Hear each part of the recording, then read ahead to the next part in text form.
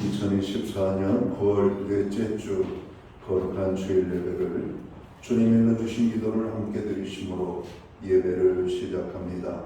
너희는 이렇게 기도하라. 하늘에 계신 우리 아버지여, 이름이 거룩히 여김을 받으시오며 나라의 마옵시며 뜻이 하늘에서 이룬 것 같이 땅에서도 이루어지리이다.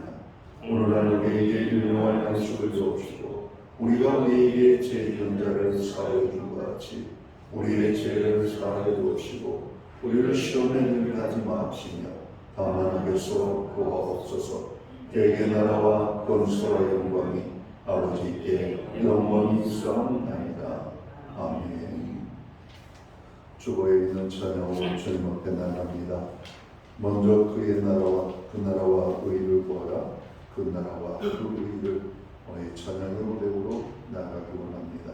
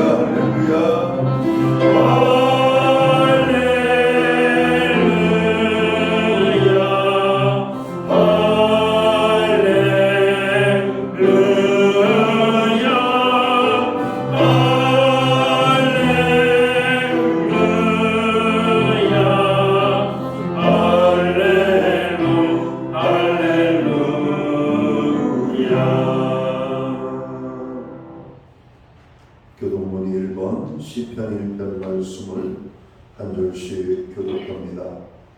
복 있는 사람은 악인들의 꾀를 따르지 아니하며 죄인들의 길에 서지 아니하며 오만한 자들의 자리에 앉지 아니하고 오직 여호와의 율법을 즐거워하여 그의 율법을 주야로 묵상하는도다.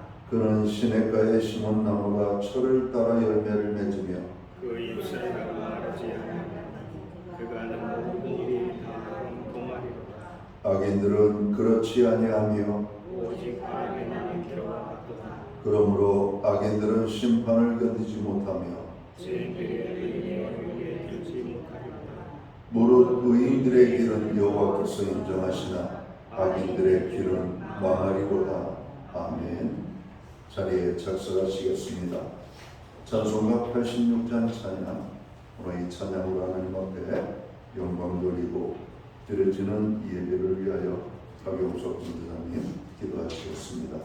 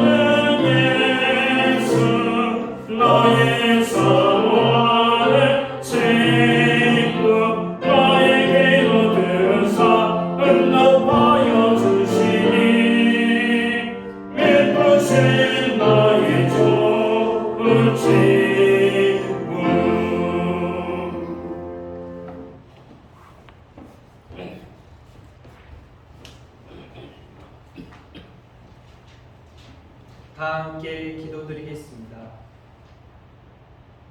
할렐루야. 보잘것없고 흠많은 저희를 예수 그리스도를 통하여 구원하시고 하나님의 자녀가 되게 하심을 찬양과 감사를 올려드립니다.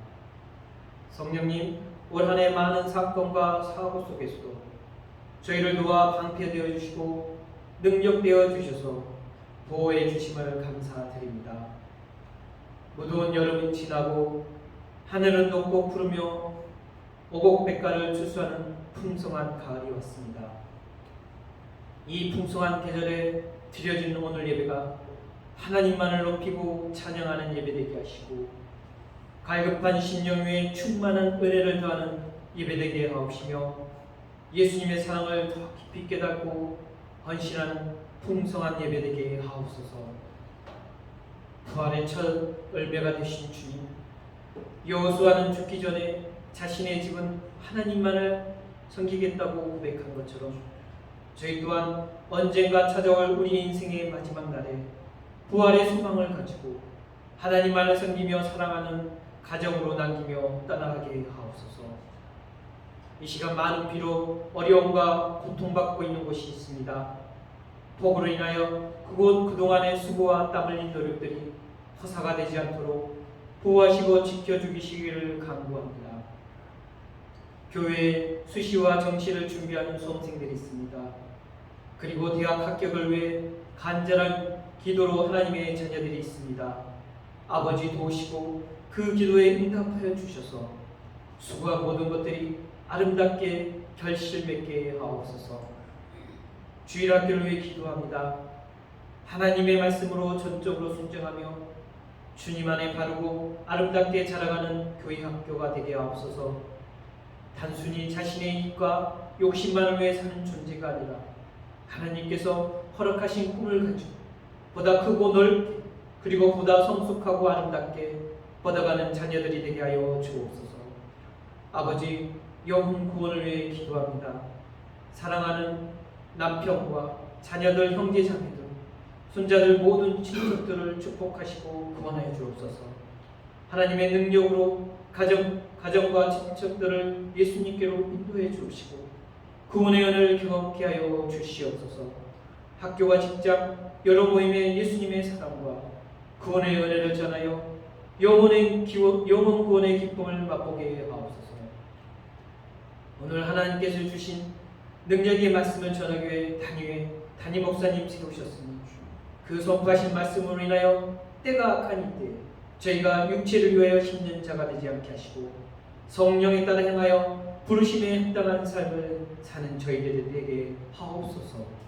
우리 목사님 항상 주님의 사랑으로 가득 채워주시고 성령의 능력으로 주님께서 맡기신 모든 사역을 잘 감당하시고 칭찬받는 하나님의 종이 되실 것을 믿고 기도드립니다. 감사드리며 이 모든 말씀 귀하신 예수님의 이름으로 기도드립니다.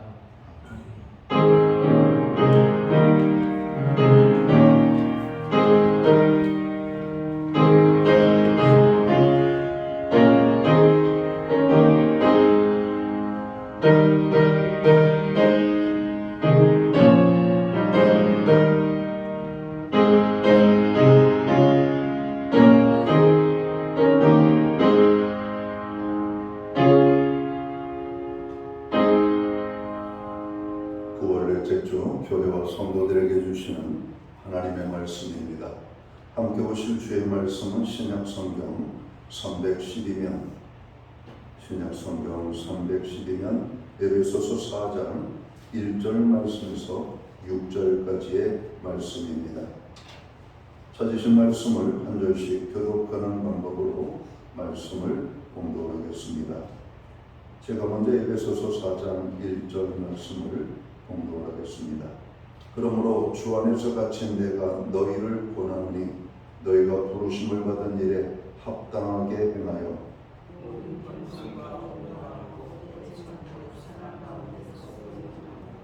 평안에 매는 줄로 성령이 하나 되게 하신 것을 힘써 지키라.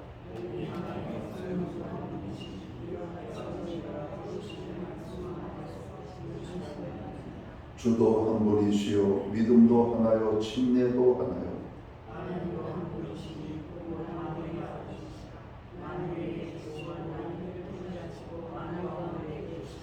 아멘. 찬송가 213장 찬양, 오늘 이 찬양 1절과 4절 5절 찬양으로 하나님 앞에 영광 드리고 드려진 헌금을 위하여 봉헌 기도 드리겠습니다.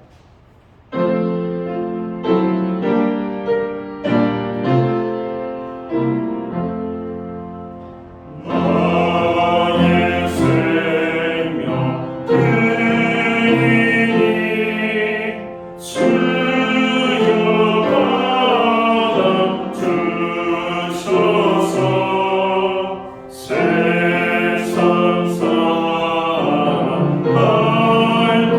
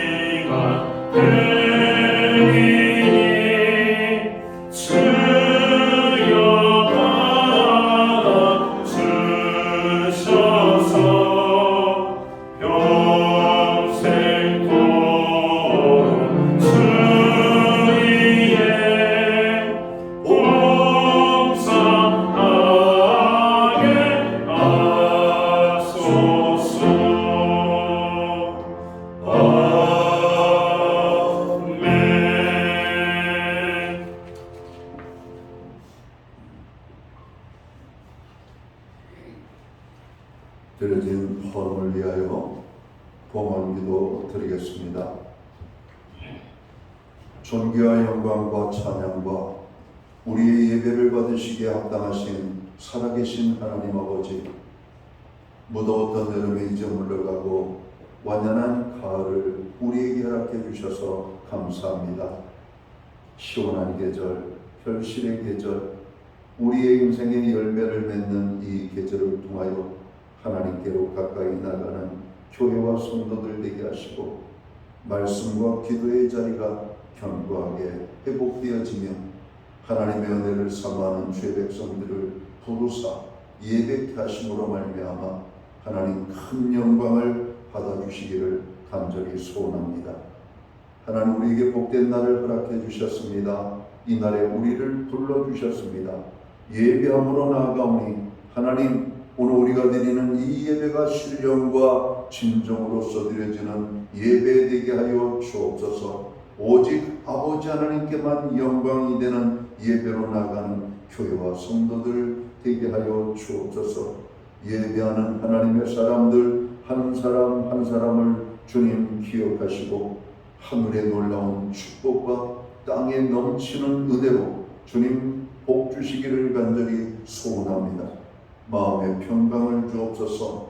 지쳐있는 삶에 회복의 은혜를 주시고 죄로 인하여 눌린 심령들 제사함의 기쁨을 주시며 하나님의 복된 은혜가 오늘 저들의 심령의 형편을 따라 부어주시는 하나님의 축복으로 아름답게 나타나기를 간절히 소원합니다.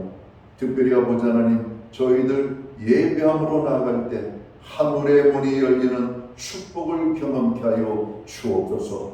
하나님, 지난 한 주간은 추석 명절이 끼어있는 아버지 하나님 주간이었습니다.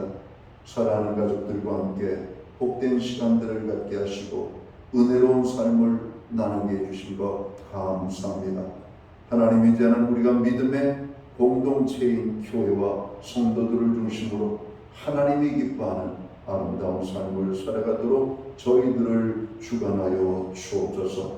하나님 아버지, 특별히 우리에게 베풀어 주시는 은혜를 따라 아버지 하나님, 우리가 정성된 헌물로 봉헌의 예물을 드리오니 이 예물을 받아 주옵소서. 드려진 손길과 저들의 삶을 축복하여 주옵소서. 하늘복과 땅의 복으로 넘치게 하여 주시옵고 영육간의 강건함을 주시며 부르짖어간 구하는 기도에 응답을 주시고 가정에는 화목을, 일터에는 풍성을 선물로 주신 자녀의 삶 속에는 하나님의 함께 하심으로 인한 간증이 넘쳐날 수 있도록 주님 축복해 주옵소서.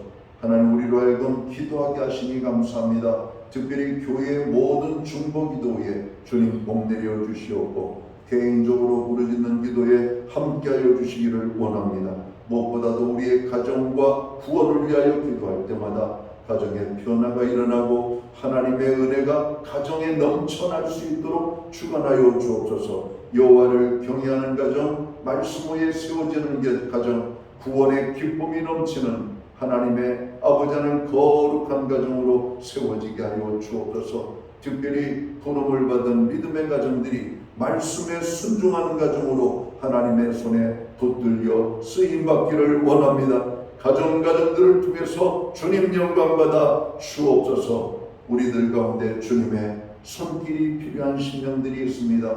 이 시간 주님 주에 찾아가셔서 저들을 어루만져 주시옵소서. 저들을 치유하여 주시옵소서. 저들을 변화시켜 주시옵소서. 저들의 삶 속에 하나님의 놀라운 은혜가 임하게 하여 주시옵소서. 우리에게 드릴 수 있는 환경과 믿음으로 드리게 하심을 감사합니다. 드려지는 물 사용되는 곳에 주님의 영광이 나타나고 하나님의 나라 확장 위하여 쓰여지며 주의 복음이 땅끝까지 전파되는 일에만 온전히 사용되게 하여 주옵소서. 오늘 이 시간 몸으로, 시간으로, 또 물질로 또 우리의 마음을 다하여 하나님을 섬기는 아름다운 주의 백성들 한 영혼 약속하신 하나님의 말씀대로 저들이 싸울 것이 없도록 하나님이 내려주시는 축복을 받는 하늘의 사람들 되게 하여 주옵소서. 이 모든 말씀을 우리 구주 예수 그리스도의 이름 받들어서 감사드리옵고 공언 기도 드리옵나이다. 아멘.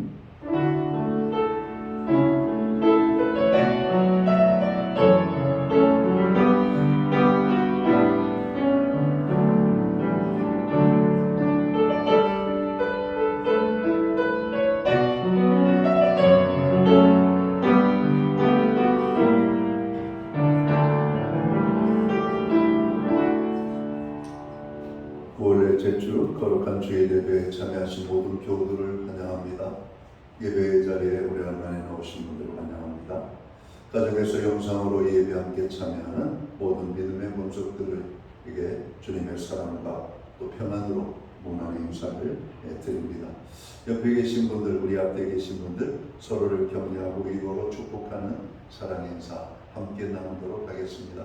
반갑습니다. 축복합니다. 오늘도 함께 해주셔서 감사합니다. 하늘에 놀라운 은혜가 넘쳐나기를 간절히 소원합니다. 예배의 회복이 삶의 회복입니다. 항상 예배에 힘쓰는 모든 교우들 되시기를 부탁을 드립니다. 교회의 중보기도와 또 여러가지 많은 중보기도에 참여하시는 여러분을 축복합니다. 모든 중보기도에 하늘문이 활짝 열리는 응답의 기쁨이 있기를 간절히 소원합니다.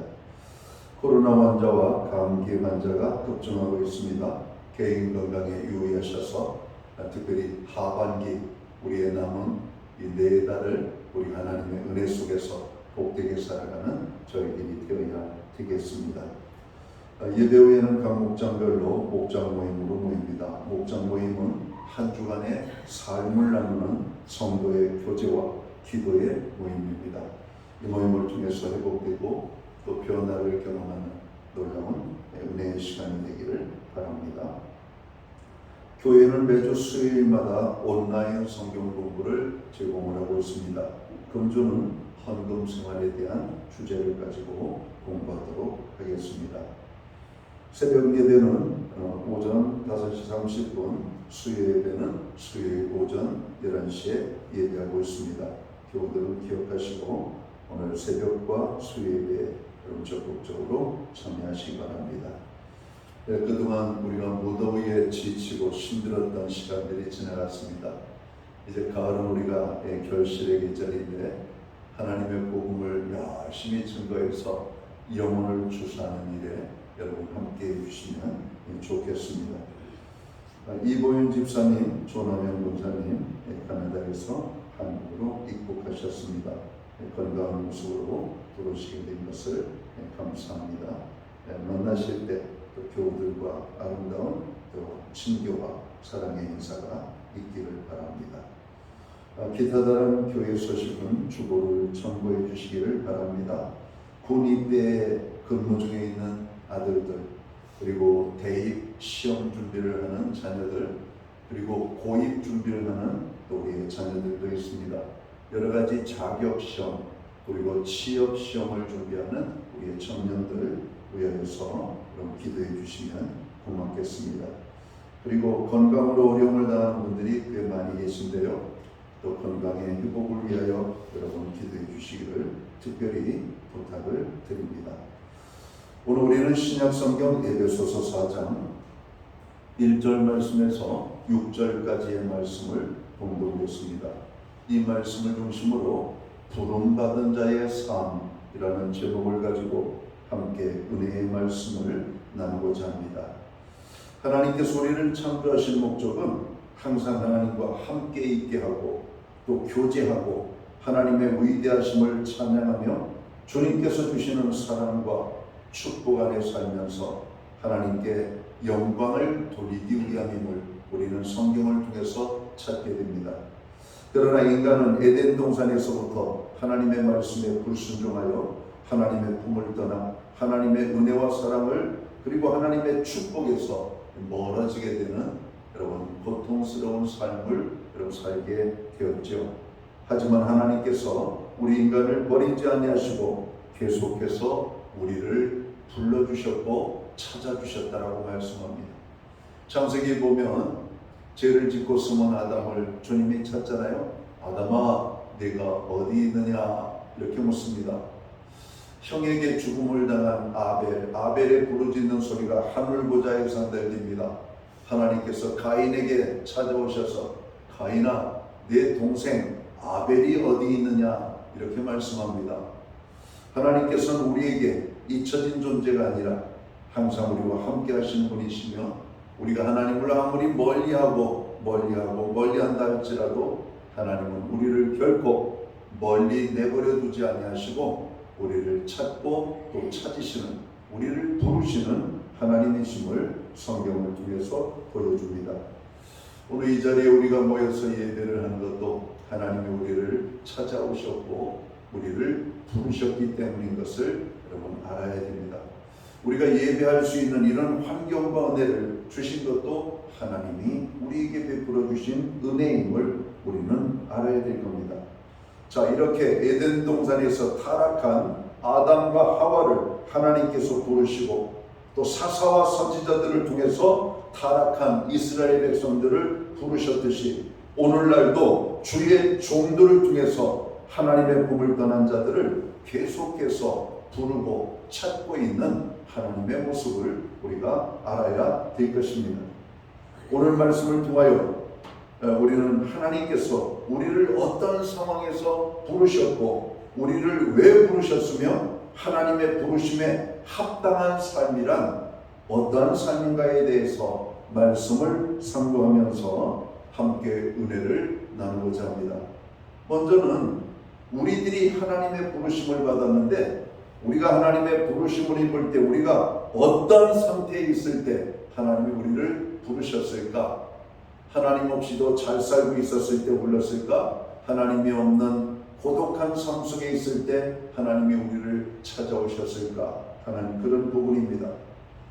오늘 성경 말씀에 의하면 하나님이 우리를 부르시고 찾으실 때가 언제였냐면 우리가 어두운 가운데 있었을 때라고 말씀합니다.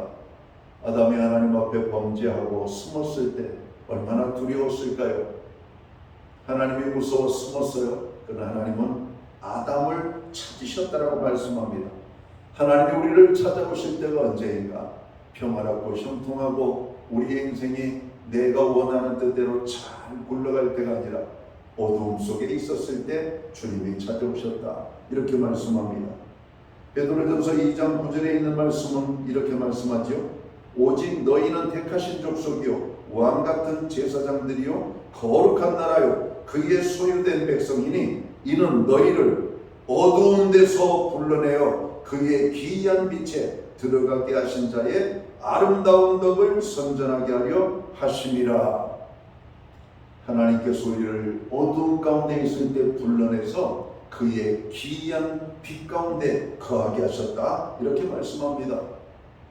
사도 요한은 요한복음을 통해서 우리 예수님을 빛이라고 말씀합니다. 빛 대신 예수님. 그래서 죄로 인하여 어두워진 우리의 심령에 주님의 빛이 임함으로 말미암아 우리가 죄로 인하여 어두움 속에 살 수밖에 없는 존재들이 빛 가운데로 드러나게 되는 이 모습을 보게 되는 것이죠. 그런데 요한복음에 의하면 어둠 속에 있는 세상은 빛 대신 예수님을 싫어했다라고 말씀합니다. 오늘도 이 세상에 하나님이 없는 백성들은 빛을 싫어합니다. 그래서 죄들은 어둠 속에 숨는 거예요. 빛이 비치는 곳들마다 죄가 사라지는 것이죠. 어둠이 사라지는 것처럼 오늘 빛 대신 예수님께서 우리의 삶 속에 임하실 때 죄로 인하여 정말 어둠 속에 있었던 우리의 삶은 밝아지게 될 겁니다.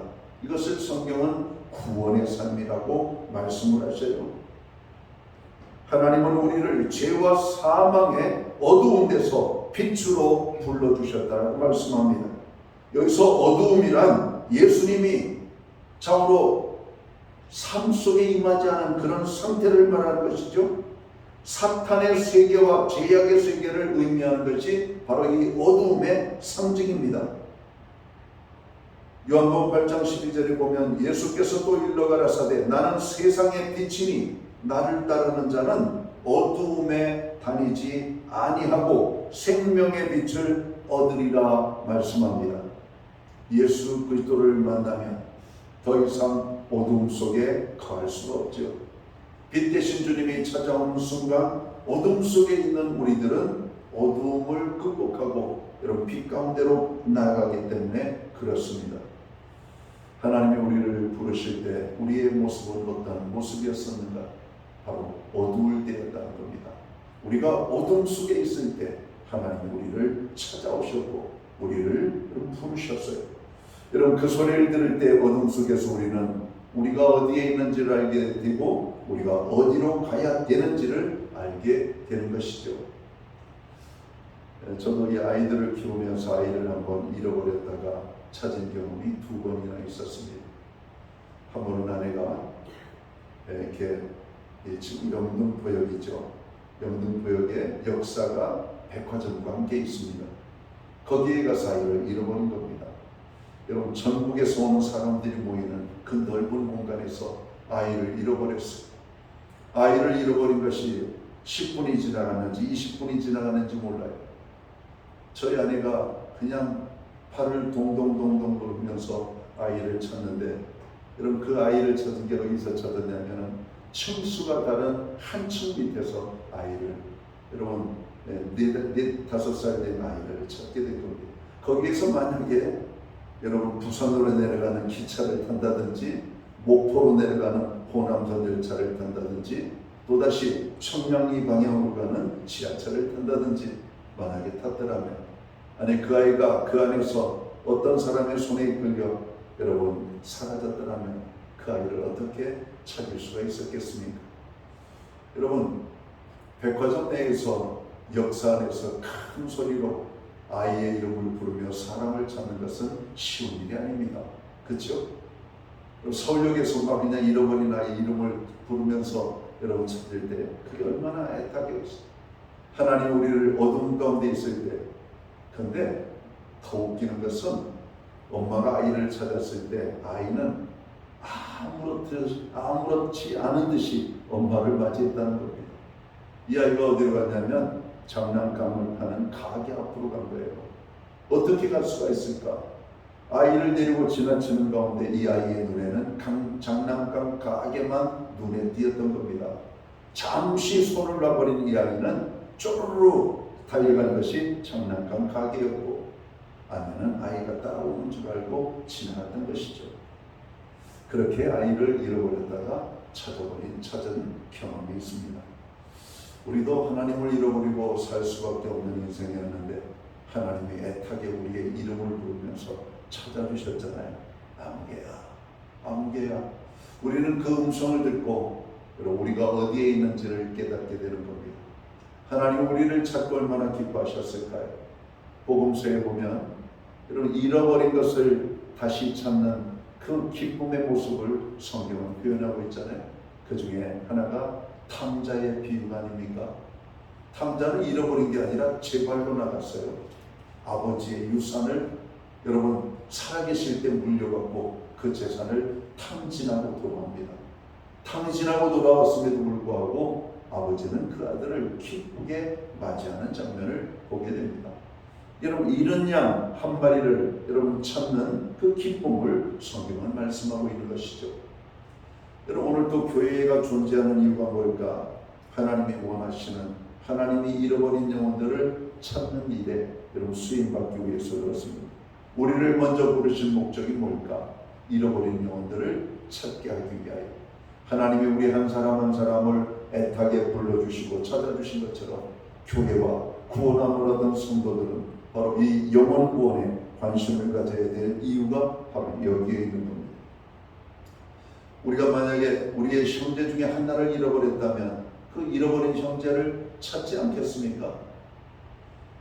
우리나라 아마 전국에 그리고 서울 수도권에 다니다 보면 한 잃어버린 정으로 딸을 찾는 아버지의 애타는 마음을 여러분 기록하고 있는 플랜카드를 보신 적이 있습니다. 얼마 전에 뉴스를 보니까 그 아이를 찾던 아버지가 세상을 떠났다는 겁니다. 잃어버린 딸을 찾는 아버지는 세상을 떠났어요. 그러나 여전히 아버지가 잃어버린 딸을 찾는 플랜카드가 여러분 거리에 붙어있는 장면을 보면서 마음이 아팠습니다. 우리 하나님은 여전히 오늘도 잃어버린 자를 찾아 여러분 오늘도 큰 소리로 발에 돌뿌리에 차이면서 가시에 찔리면서 여러분, 이런 자를 찾아 헤매이고 있는 아버지의 모습을 우리는 봐야 될 겁니다. 하나님께서 우리는 어두울 때 하나님 우리를 찾아오셨다라고 말씀합니다. 왜 찾아오셨어요? 빛 가운데 거하게 하려고. 자, 우리가 어떤 상황 속에 있을 때 하나님이 우리를 찾아오셨다고 그래요? 가장 힘들고 어려운 무거운 짐을 지고 우리가 힘들어 비틀비틀거릴 때 주님이 우리를 찾아오셨고 우리를 부르셨다라고 말씀합니다. 마태복음 11장 28절 수고하고 무거운 짐진 자들아 다 내게로 오라. 내가 너희를 쉬게 하리라. 고통스러워하고 괴로워하는 그리고 죄악의 짐, 인생고의 짐, 질병의 짐, 근심 걱정, 염려, 불안, 공포의 짐으로 말미암아 시달리고 있는 우리에게 평안과 참 안식을 주시기 위하여 우리를 찾아오셨고 우리를 부르셨다고 오늘 성경은 말씀합니다. 이 말씀은 요한복음 10장 10절 말씀과 같아요. 주님이 오신 것은 우리에게 생명을 주시고 풍성한 삶을 주시기 위하여 오셨다는 겁니다. 이런 말이 있죠. 집 떠나면 고생이라고. 여러분 그렇잖아요. 우리가 아무리 여러분 세상에 어떤 많은 것들을 누려도 여러분 고향을 떠나 있는 그 마음이 얼마나 여러분 지쳐있는 상태입니까? 이번 명절 연휴 기간에도 많은 사람들이 고향을 찾아 부모를 찾아 간 것이 뭘까? 거기가 더 좋아서 가는 게 아니죠. 거기에 가면은 쉼이 있기 때문에 그래요. 마음의 안식과 같은 쉼. 우리는 하나님 앞에 나아갈 때 진짜 참 쉼을 얻게 되는 겁니다. 지난 엿새 동안 세상 속에서 살던 우리들은 지쳐 있어요. 그러나 오늘 이 거룩한 주일에 하나님의 전에 모여서 예배할 때 우리는 쉼을 얻게 되는 겁니다. 그래서 복된 주일을 지키는 것은 우리가 하나님을 위하여 무엇을 드리는 것이 아니라 하나님께서 우리에게 복 주시는 날이에요. 마음의 쉼과 평안과 우리의 삶의 필요를 채워주시는 하나님의 은혜. 오늘도 이 예배를 통해서 하나님께서 우리에게 부어주시는 그런 축복의 은혜를 경험하는 저와 모든 성도들이 되기를 간절히 축원합니다. 하나님 우리를 왜 부르셨을까? 하나님께서 우리에게 영생의 축복을 주시기 위하여 부르셨다라고 말씀합니다. 오늘 디모데전서 6장 12절의 말씀을 보면 믿음의 선한 싸움을 싸우라. 영생을 지하라. 이를 위하여 내가 부르심을 입었고 많은 증인 앞에서 선한 증거를 증거하였도다.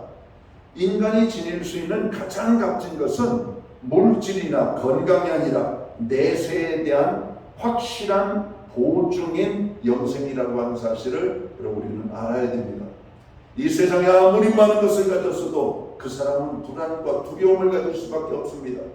아무리 건강한 사람이라 할지라도 두려움 속에 살아갑니다.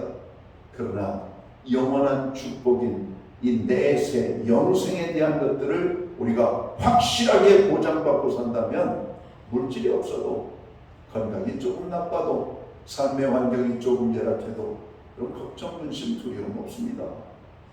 우리가 이 땅에 사는 동안도 하나님의 보호하심이 있지만 우리는 이 땅을 떠나 아버지의 나라에 들어가면 영원한 생명의 축복이 우리에게 있음을 우리는 너무나 알기 때문에 그래요.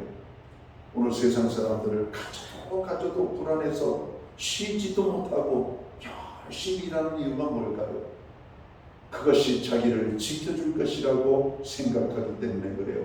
그것을 보다 더 크게 만들려고, 그것을 여러분 더욱더 여러분 귀한 것으로 여기려고.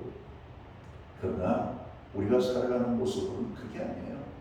영생에 대한 하나님의 확실한 보증입니다. 영생은 인간이 자신의 행위나 공로로 얻을 수 있는 것이 아니에요. 에베소서 2장 8절에 의하면 예수를 믿는 자에게만 주시는 하나님의 선물입니다. 그러니까 이 영생을 얻기 위해서는 세상 어디를 가도 돈을 억만금을 싸들고 가도 찾을 수도 없고 살 수도 없고 발견할 수도 없어요. 교회에 나와야, 하나님 앞에 나아가야만 바로 이 영생의 축복이 있음을 여러분 성경은 말씀하고 있어요. 그래서 하나님은 이 영생의 축복을 우리에게 주시려고 우리를 부르셨다고 말씀합니다. 예수님의 부름을 입고 아버지 앞에 나온 우리들은 이 영생의 놀라운 축복을 경험한 사람들입니다. 그리고 우리는 이 영생의 축복을 가진 자들임을 깨달아야 됩니다. 부름받은 자의 삶은 영생을 가진 자의 삶이라고 하는 말로 바꿀 수가 있는 겁니다. 하나님의 영원한 생명을 가지고 있는 사람들의 삶은 어떻게 해야 되는가? 세상 사람들과는 달라야 되죠. 그 다름이 하나가 바로 이 예배하는 모습이 아닙니까? 세상 속에 우리가 똑같이 살아도 세상 하나님이 없는 자의 삶의 방식을 따르는 것이 아니라 하나님의 인도하심을 받고 살아가는 사람들의 방식을 따라 살아가는 사람들, 그렇게 살아가는 사람들이 이스라엘 백성들이었습니다. 이스라엘 백성들은 하나님의 방식으로 살아가는 사람들이었죠. 구원함을 얻은 우리들은 하나님의 삶의 방식으로 살아가는 사람들입니다. 이게 부름받은 자의 삶이에요. 부름받은 자의 삶은 왜 그렇게 살 수가 있는가? 영생을 가지고 있는 축복이 우리에게 주어졌기 때문에 그래요. 자, 하나님 우리를 왜 부르셨다라고 말씀해요? 베드로전서 3장 9절을 보면 이를 위하여 너희가 부르심을 입었으니 이는 복을 유업으로 받게 하려 하심이라. 하늘의 복을 우리에게 유업으로 주시기 위하여 불렀다라고 하는 말입니다. 재산이 많은 사람들의 어려움 중에 하나가 후손이 없을 때 어려움이 있습니다. 재산은 많은데 이 재산을 물려줄 후손이 없는 거예요. 그래서 어떻게 하든지 이 재산이 흐트러지지 아니하고 사라지지 않게 하기 위해서 물려줄 이런 후손을 낳는 것이죠. 하나님께서 우리를 부르신 목적은 하나님 나라의 그 어마어마한 축복을 우리에게 주시기 위하여 우리를 불렀다라고 하는 겁니다.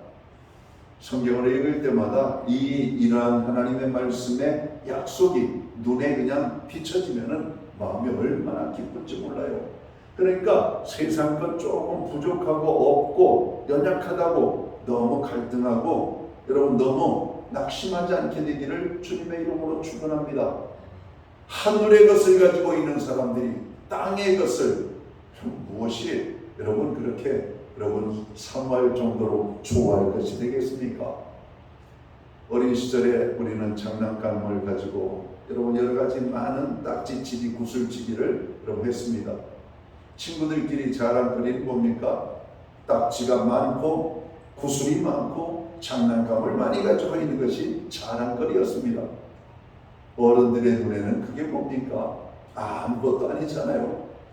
여러분 하늘의 유업을 상급으로 받은 사람들에게는 땅의 것이 시시한 겁니다. 땅의 것이 정말 시시한 거예요. 농사를 짓는 사람에게 있어서 여러분 농산물은 그냥 농산물일 뿐입니다. 도시에서 돈 주고 사 먹는 사람들은 여러분 농산물이 아니라 여러분 그것이 보물처럼 보이죠. 그것이 값이 오르면 오를수록 더 보물처럼 보이는 겁니다. 이번 명절 연휴 기간에도 아내가 시금치를 사려고 나갔었나 봐요. 평상시에는 2, 3천이면 사던 것이 10,000원까지 올라갔다 그럽니다. 10,000원. 안 사고 돌아왔더라고요.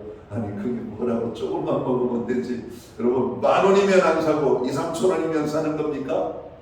여러분 명절 기간에 여러분 물가가 많이 올랐죠. 이제 많이 회복이 될 겁니다. 왜? 물동량이 풀어지고 이제 모든 물건을 사고 파는 여러분 거래가 정상적으로 회복이 되잖아요.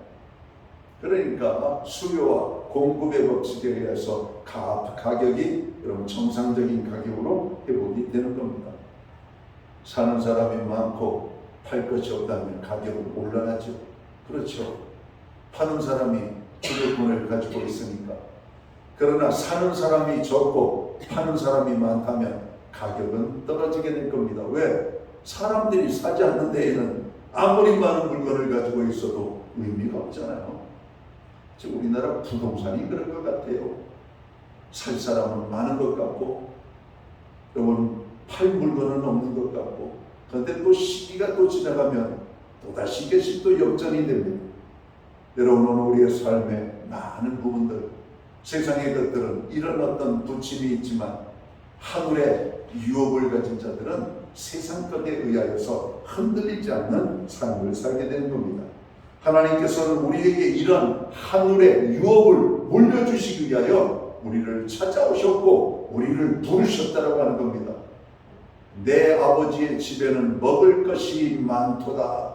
내 아버지의 집에는 쉴 곳이 많도다. 탕자의 고백이 아닙니까? 객지에서 모든 것을 잃어버리고 친구들도 떠나고 거지만도 못한 삶을 살던 그에게 생각이 나는 것은 아버지의 집이었습니다.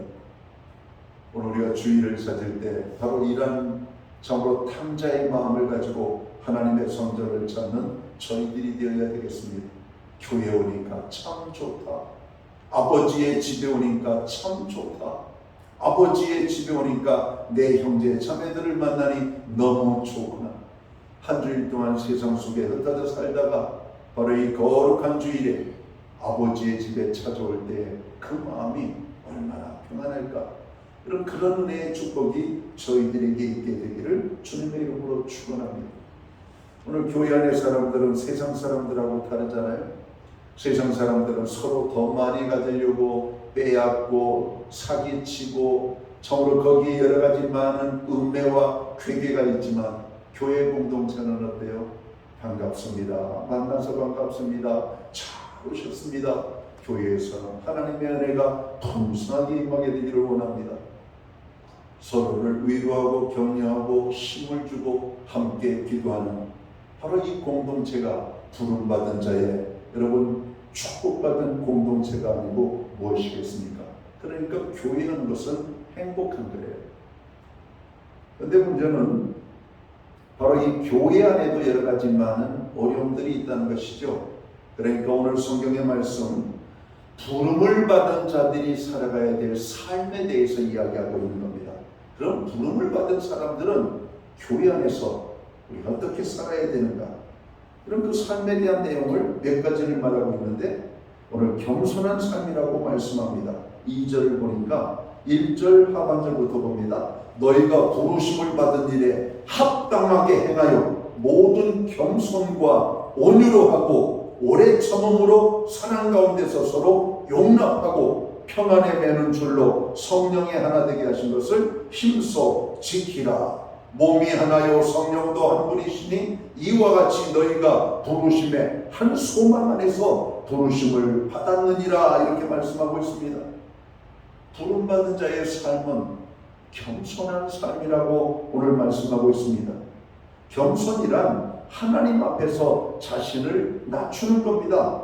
예수님은 하나님과 동등되심을 입음에도 여러분 모자람이 없는 분이시지만 그럼에도 불구하고 자신을 낮추어 사람이 되셨고 죄인을 구원하기 위하여 십자가에 못 박혀 죽으심으로 겸손의 극치를 보여줬다고 빌립보서 2장은 우리에게 말씀합니다. 성자의 소리를 들었던 어거스틴은 그런 말을 했습니다. 겸손한 마음은 모든 은혜를 받는 그릇이다. 여러분 하나님의 은혜와 축복을 많이 받으려면 겸손이라고 하는 그릇을 크게 준비하십시오. 겸손이라고 하는 그릇은 하나님의 은혜와 복을 담는 그릇이라고 말씀하고 있기 때문에 그래요. 그리고 성경은 곳곳에서 하나님은 겸손한 자에게는 은혜를 주시고 교만한 자에게는 하나님이 적으로 간주하시겠다고 말씀합니다. 야고보서 4장 6절의 말씀이죠. 하나님은 교만한 사람을 물리치시고 겸손한 사람을 세운다라고 말씀합니다. 겸손해야 돼요. 구원함을 얻은 하나님의 거룩한 백성들은 겸손해야만 됩니다. 그러나 여전히 구원함을 얻었음에도 불구하고 우리가 영적으로 갓난아이와 같은 저로 믿음이 자라지 못한 상태에 있는 사람들은 교회 안에서도 여러분 교만한 모습들이 보일 수도 있습니다. 그러나 먼저 믿는 우리들이 더 겸손해져서 그들을 섬기고 섬김으로 말미암아 교회는 하나님의 아름다운 공동체가 유지되도록 해야 되는 것이죠. 여러분 세상 속에서는 겸손하면 바보성이 됐습니다. 여러분 세상 속에서는 제가 인터넷에 보니까 사람들이 이거 저 사람 참 착해요 라고 하는 말은 진짜 착하다라고 하는 말이 아니라 바보 같아요 라고 하는 말로 여러분 사용하고 있다고 그래요. 그러나 교회 안에서는 어떻게 말합니까? 저 권사님 정말 착하셔요. 이게 진정입니다. 그러나 세상 속에서 저 사람 착해요, 저 사람 바보 같아요, 좀 모자란 것 같아요, 이렇게 말하는 말이라는 거 아닙니까? 우리 교회 안에서는 그러면 안 되죠. 교회 안에서는 진정 나보다 남을 낮게 여기고 상대방을 귀하게 여기며 우리들 스스로가 겸손할 줄 알아야 돼요. 겸손할 때 손해를 보느냐? 손해보지 않아요. 오늘 어거스틴의 말처럼 하나님의 은혜를 받는 그릇이라고 말하고 있잖아요. 더 겸손한 사람들이 하나님의 더 큰 은혜를 경험하게 되는 겁니다. 오늘 구원함을 얻은 우리들은 어떻게 살아야 되는가? 온유한 삶을 살으라고 말씀합니다. 마태복음 11장에 보면 나는 마음이 온유하고 겸손하니 나의 멍에를 메고 내게 배우라. 그러면 너희 마음이 쉼을 얻을 것이다. 이렇게 말씀합니다. 이 온유라고 하는 말은 친절하고 너그럽고 부드럽다라고 하는 의미를 가지고 있습니다. 성도는 교회에서도 여러분 부드럽고 친절하고 너그럽게 살 뿐만 아니라 가정이나 직장, 오늘 세상 속에서도 너그럽고 친절하고 부드럽게 사는 겁니다. 그래서 세상 사람들이 볼 때 야, 교회 다니는 사람은 달라, 하나님을 믿는 사람들은 달라, 천국의 유업을 받고 영생의 기쁨 속에 살아가는 사람들은 달라, 이런 겁니다. 세상에서는 대접받기 좋아하는 사람들이 가득하고 있죠. 그러나 우리는 다른 사람들을 섬기는 것을 기쁨으로 여길 줄 알아야 된다는 겁니다. 미국의 신학자 중에 틸리라고 하는 분이 있습니다. 그분은 이런 말을 했어요. 온유는 세계를 정복하는 힘이다. 여러분, 그런 것 같습니다. 여러분, 온유는 약한 것 같지만 세계를 정복하는 강한 힘이 있는 거예요. 포용을 하기 때문에 그렇습니다. 시편 말씀 37편 11절에 보면 오직 온유한 자는 땅을 차지하며 풍부한 화평으로 줄기리로다, 이렇게 말씀합니다. 마태복음 5장에서 산상수훈의 말씀을 보면 온유한 자는 복이 있나니 저희가 땅을 기업으로 받을 것이오라고 말씀합니다. 온유해가지고 손해볼 일은 없어요. 온유한 사람이 복을 받게 되어 있습니다. 교회에서도 그렇고 가정에서도 그렇고 여러분 사회 공동체 속에서 보다 더 친절하십시오. 보다 더 너그럽게 대하십시오. 그리고 부드러운 사람이 되시기 바랍니다.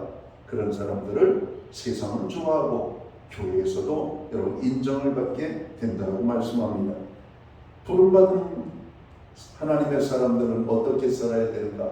마지막 궁극적으로는 성령 안에서 하나 되는 삶을 살아가는 겁니다. 하나 되기 위해서는 내 고집을 내려놔야 되고 내 생각을 내려놔야 되고 내 주장을 내려놔야 되고 오직 하나님만 영광을 받으시도록 우리가 해야만 합니다. 교회 안에서 옳고 그름의 문제를 가지고 다툰다면 교회가 어떻게 하나가 될 수가 있겠습니까? 교회는 옳고 그름의 문제를 논하는 자리가 아니라 어떻게 하면 하나님의 기쁨이 되고 하나님의 영광이 나타날까를 생각하는 겁니다. 우리가 성령의 하나 되게 하신 그 삶 속에서 어떻게 하면 나를 통해서 하나가 될 수가 있을까? 옛날에 이렇게 지금은 가정들마다 수도가 다 연결이 되어져서 그 수도 꼭지만 들면 물이 콸콸콸콸 쏟아져서 씻기도 하고 먹기도 하고 여러분 우리가 청소도 하고 그런데 옛날에는 그런 우물에서 물을 길어왔잖아요. 물을 길어오려면 이렇게 물을 길어오는 이렇게 그릇이 있습니다. 지게질을 했어요. 지게. 물지게라고 하죠. 물지게를 지고 걷다 보면 물이 철렁철렁 하면서 물이 다 튀어서 사람들의 옷이 젖어요.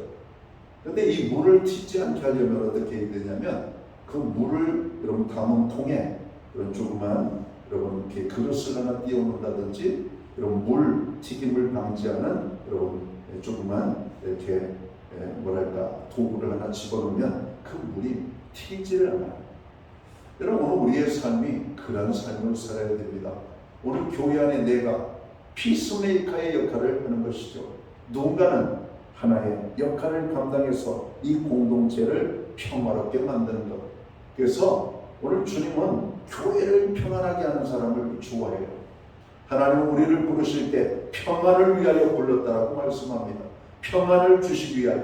주는 평화 막힌 담을 허셨네. 여러분, 우리의 평안, 여러분, 예수 그리스도를 모신 하나님의 사람들은 마음에 평강이 임하게 되고, 이 평강을 경험한 하나님의 사람들은 공동체가 어려움 속에 빠지지 않냐고 평화로운 공동체가 되는 일에 힘을 써야 된다고 하는 겁니다. 평안에 매는 줄로 성령이 하나 되게 하신 것을 힘써 지키라고 오늘 성경은 말씀합니다. 사도 바울은 믿는 자를 향하여서 성령의 충만을 받으라고 말씀합니다. 성령이 하나이요, 주도 하나이요, 믿음도 하나인 이러한 사람들이 부름을 받은 사람들의 공동체는 평화로울 수밖에 없는 겁니다. 그러니까 부름받은 하나님의 사람들이 힘써야 될 것은 뭔가? 성령의 충만함을 구하는 겁니다. 우리가 성령 충만하지 못하면 여전히 내 생각과 고집과 지식과 경험과 주장들이 여러분 앞서게 되잖아요.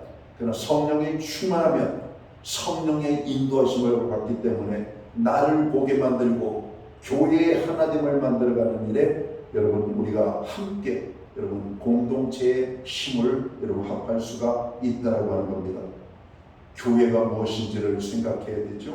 오늘 교회를 통해서 우리에게 주시는 축복이 있음을 깨닫고 교회의 평안을 위하여 내가 할 수 있는 것이 무엇인가를 생각하며 그 역할을 감당하는 사람들이, 부름을 받은 하나님의 사람들이 살아갈 삶이라고 말합니다. 에베소서는 교회를 말하고 있는 서신이죠. 교회는 무엇인가? 부름받은 하나님의 거룩한 백성들의 공동체라고 하는 겁니다. 그 공동체는 하나님의 영광을 구하고 하나님의 평안의 축복을 누리는 공동체가 되어야 된다는 것이죠. 그 공동체 중에 한 사람으로 부름을 받은 것이 저와 여러분들입니다. 사랑하는 성도 여러분, 하나님께서 우리를 부르신 목적이 있습니다. 그 부름에 합당한 삶을 살아가는 저와 모든 성도들이 되어야 할 것입니다. 그렇게 살아가는 자에게 하나님의 놀라운 은혜의 축복이 주어진다라고 성경은 말씀합니다. 하나님 영광을 위하여 우리가 아름답게 그 부름을 받은 복된 삶을 살아가는 저와 모든 성도들이 되시기를 주님의 이름으로 축원합니다. 기도합니다. 하나님, 우리를 어두운 가운데 있어 불러 빛 가운데 거하게 하시고 세상 속에 살다가 죽을 수밖에 없는, 그래서 저주와 흉보를 받아야 될 우리들을 구원하여 하나님의 영원한 기업의 유업을 받는 축복의 은혜로 저희들을 불러주심을 감사합니다. 부름을 받은 주의 백성들, 첫째도 둘째도 셋째도 하나님의 영광을 위하여, 교회의 평안을 위하여 우리가 살아갈 수 있는 하나님의 사람들 되게 하여 주옵소서. 그렇게 살아가기로 다짐하고 결단하는 우리 예배의 자리에 참여하는 하나님의 사람들을 주님 기억하시고 저들을 축복하여 주옵소서. 예수님께 하신 이름으로 기도하옵나이다. 아멘. 자리에서 다 함께 일어나셔서 찬송가 421장 찬양 1절 찬양 드리고 축도함으로 오늘 예배를 마칩니다.